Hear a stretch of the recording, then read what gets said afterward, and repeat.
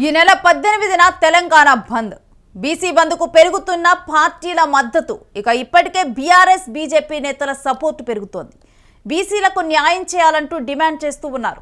బీజేపీకి చిత్తశుద్ధి ఉంటే బీసీ బిల్లు పాస్ అవుతుంది అంటూ కూడా కేటీఆర్ వ్యాఖ్యానించారు. మోదీ రాహుల్కి చిత్తశుద్ధి ఉంటే పార్లమెంట్లో ఛాయ్ తాగేలోపు బిల్ పాస్ చేయొచ్చు అంటూ కూడా కేటీఆర్ మాట్లాడారు.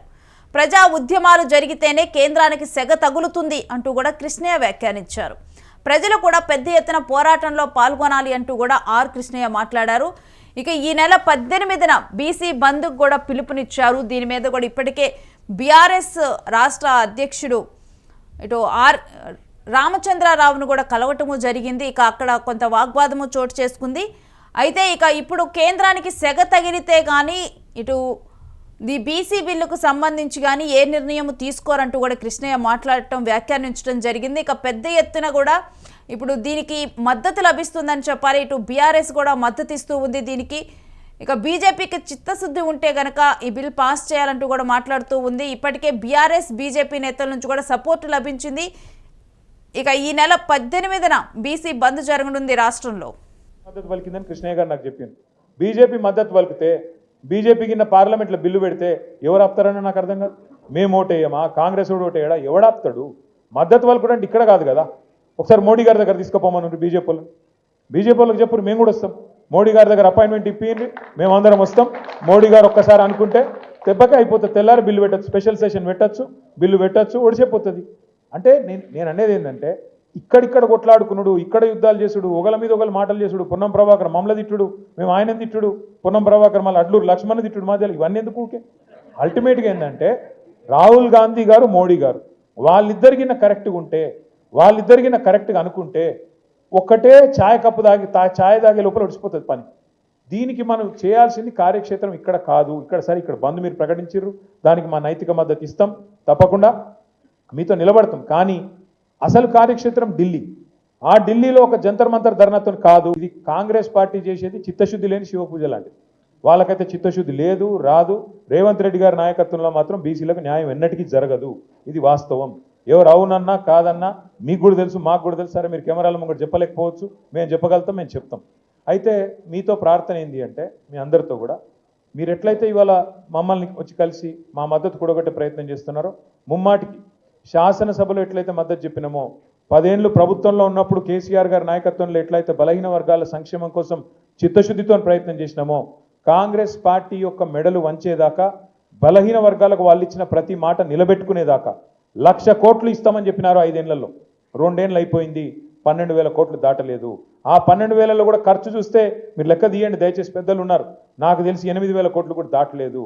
8,000 కోట్లు ఇప్పటికీ కూడా ఫీజు రీయింబర్స్మెంట్ బకాయిలు ఉన్నాయి. బలహీన వర్గాలకే సింహభాగం అందులో వస్తాయి. దాంతోపాటు కాంగ్రెస్ పార్టీ చెప్పింది 42% ఒకటే చెప్పలేదు. వాళ్ళు 1,00,000 కోట్లు ఒకటే చెప్పలేదు బడ్జెట్. వాళ్ళు చెప్పిన మాట సప్లాన్ తెస్తామన్నారు. దయచేసి మీరు ఈ మాట నేను అంటుంటే మీరు తప్పు పట్టొద్దు, తప్పు అనుకున్నా దయచేసి నేనైతే చెప్పాల్సి వస్తుంది. ఎందుకంటే ఇప్పుడు 42% రిజర్వేషన్ ఓన్లీ ఇక్కడ వాళ్ళు తెచ్చిన జీవో ఓన్లీ ఎలక్షన్ల కోసం తెచ్చినారు. ఏది? లోకల్ బాడీ ఎలక్షన్స్ కోసం. విద్యలో ఎక్కడ పోయింది మరి? ఉపాధిలో ఎక్కడ పోయింది? 42% కాంట్రాక్టులలో ఇస్తామన్నది ఎక్కడ పోయింది? దాని గురించి ఎందుకు మాట్లాడతలేం మనం? ఇప్పుడు 4 సర్పంచ్లు అయితేనో, 4 ఎంపీటీసీలు అయితేనో, 10 మంది జెడ్పీటీసీలు అయితేనో కాదు కదా. అల్టిమేట్గా 42% వాటా కాంట్రాక్టులలో ఎందుకు రావద్దు మరి? వాళ్ళే చెప్పిండ్రు కదా బీసీ డిక్లరేషన్లో. అది రావాలి అంటే కేవలం మనం ఓన్లీ రిజర్వేషన్ల గురించే మాట్లాడుతామంటే రిజర్వేషన్ అల్ల కూడా రావాలి కదా మరి. దయచేసి మీతో ప్రార్థన, దీన్ని విస్తరించి డిక్లరేషన్లో చెప్పిన ప్రతి మాట 1,00,000 కోట్ల బడ్జెట్ అయితేనేమి, సప్లాన్ అయితేనేమి, 42% వాటా ఇస్తామన్న మాట అయితేనేమి, వాళ్ళ చేతిలో ఉన్నాయేమో ఇయ్యరట, వాళ్ళ చేతుల్లోనే ఇస్తలేరు. అది మనం అడుగుతలేము.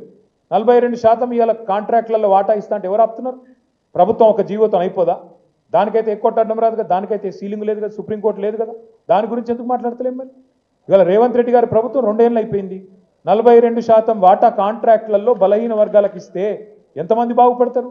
42% వాటా ఉపాధిలో ఇస్తే, విద్యలో ఇస్తే ఎంతమందికి లాభం జరుగుతుంది? కేవలం పొలిటికల్ రిజర్వేషన్ ఒకటే కావాలా? మిగతాయి వద్దా? పొలిటికల్ రిజర్వేషన్ కూడా కావాలి, మిగతాయి కూడా కావాలి. ఆ మిగతాయి కూడా మాట్లాడాలి. 1,00,000 కోట్ల బడ్జెట్ వచ్చేదాకా కొట్లాడాలి. దానికి బీఆర్ఎస్ పార్టీ మీ బంద్కు సంపూర్ణంగా నైతిక మద్దతుగా మేము నిలబడతాం, మీతో ఉంటాం. బంద్కు మద్దతుగా కేటీఆర్ గారు మద్దతు ప్రకటించినందుకు శుభాకాంక్షలు, హర్షం వ్యక్తం చేస్తున్నాను. అయితే ఇక్కడ మన ఉద్యమం ఎందుకు చేస్తున్నామంటే, ఒక ఉద్యమం చేపడితేనే కేంద్ర ప్రభుత్వాలు, రాష్ట్ర ప్రభుత్వాలు దిగి వస్తాయి.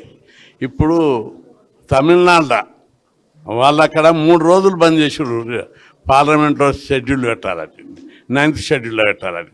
ఆ తర్వాత పార్లమెంట్లో రేట్ చేశారు. ఇక్కడ ప్రజా ఉద్యమం లేకుండా ఏ సమస్య యొక్క తీవ్రత రాదు.